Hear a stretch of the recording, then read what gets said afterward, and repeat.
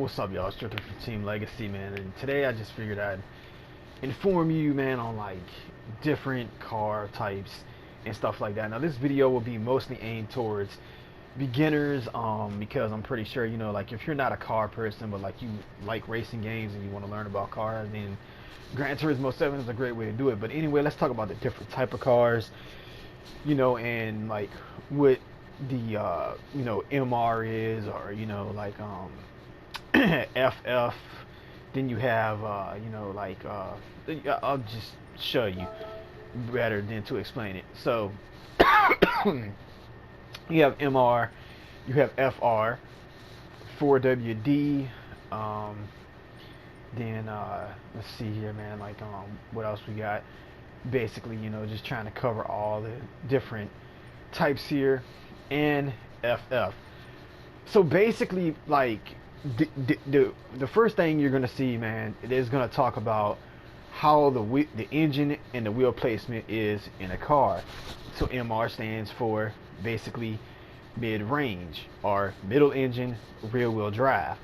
So for the most part, on the Porsche CTR here that I'm selected in, the motor is going to be in the middle of the car, like basically in front of the truck, behind the back window, and it's going to be rear wheel drive.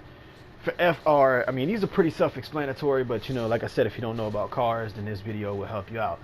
So you see the BMW and then the Corvette ZR1.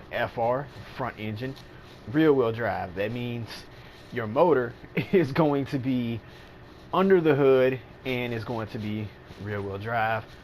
Four wheel drive, the engine placement, I mean, obviously can be a little bit different, whatever like that, but that means that all four wheels drive at the same time, or whatever like that. So FF, obviously front mounted engine and front wheel drive, and then there are some occasions to where you might see RR, which means that the motor is mounted in the back of the car and it's rear wheel drive.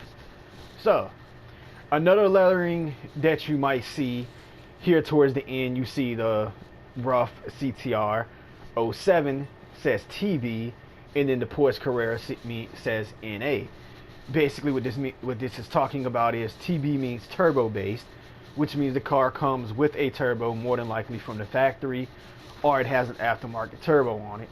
And then NA means it's naturally aspirated, which means like it's just all motor, no turbo, nothing. And then you can see that the Corvette says SC. That means it's supercharged. So it has a supercharger on it, which is mostly going to be like just mainly like cars that are built in the US are going to have superchargers. More than likely, if it says like TB, it's going to be like a foreign car, like Japanese or European or something like that, or even the Formula car. Now, to explain something else, man, that kind of confused me with this game as well. If you're wondering why some of the cars don't take anti-lag, I believe it's because the car doesn't come with a turbo from the factory. That's what it seems like to me. So if you want a car with anti-lag that has a turbo, it pretty much has to come with a stock turbo from the factory to put the anti-lag on that car. So like certain NA cars you can put turbos on. I'm guessing like aftermarket turbos, but you will not be able to purchase the anti-lag, at least from my experience so far in this game. So figured I would just explain that. And like some like slight little settings, man, for like some new players, or hell, even if you're like a skilled player, man, this might actually help you. So for rear wheel drive mid-range cars, I found a setting, a YouTube video. I wish I could remember the guy's name so I could like give him a shout out or whatever like that. But buy a fully customizable differential, and this is going to help you more control the car. Like you'll be able to brake and turn in a little bit tighter through the corners and accelerate a little bit more aggressively without getting that wheel spin or the tail to kick out. Now, like on some of the higher horsepower cars and stuff like that, if you fully gas it coming out of a corner, you still will break traction, but it would be a little bit more controllable. But basically, initial torque, set that to 5. Acceleration sensitivity, set that to 5. And then braking sensitivity, set that to 60. that's going to help you a lot. And I'll make a video on that a little bit later or whatever. But you know, just showing you the handling of the cars and whatnot. But let's see, like, what else is there to basically talk about? So something else that was a bit confusing. There might be certain cars that you have and you wonder why you can't run them in a normal race. Okay, so you can see here two Sprinter Trunos. Basically, this one has a slightly higher performance than the other one and a little bit more horsepower than the other one. Now, this is an initial D version, and then this is just a standard version. But the initial D version is basically a tuned, professionally tuned car. So if you buy this car, you will not be able to run it in, let's say, a typical race, you know, like it, you know, like some of the normal races and stuff like that, man. And it kind of confused me, man, because I'm like, yo, this is just a Sprinter Truno. Why can't I run this in a normal race? But if it's professionally tuned or it's a race car or something like that, like, you're not going to be able to run it with road cars.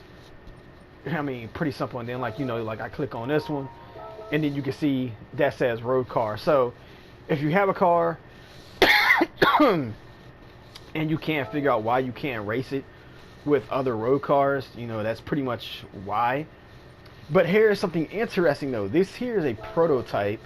Like, if you read the information on this car, man, like, it's actually pretty interesting, man. I believe they only built one from what it was saying, you know, and like, it's a prototype, but it's a rotary. And this thing is old, man. It's from the 1970s, but it has a quad rotor and you can turbo it, but you can run it in road races. Perhaps one of the weirdest looking cars in the game, but it is definitely fun to drive, and I like weird looking prototype cars and stuff like that. But anyway, you know, like, I thought I would give you know, just that little basic information for people, you know, that really aren't into cars or something like that, you know. And you know, if the video, you know, helped you out, man, was, you know, kind of gave you some information that you didn't know, man, just, you know, like, hit that like button, subscribe.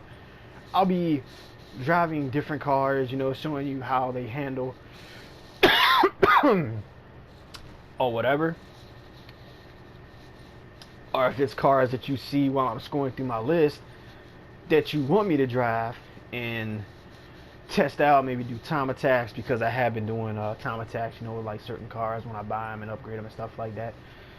Just let me know below, man. Or if you want to see me, you know, like, upgrade a car and, you know, race it or try to race it or whatever like that, man, like, I'd be glad to do so. But anyway, I'm gonna wrap this video up. I hope this helped new players out, you know, and pretty much gave them some useful information on vehicles, you know, and like what the, you know, the different letterings and stuff like that mean.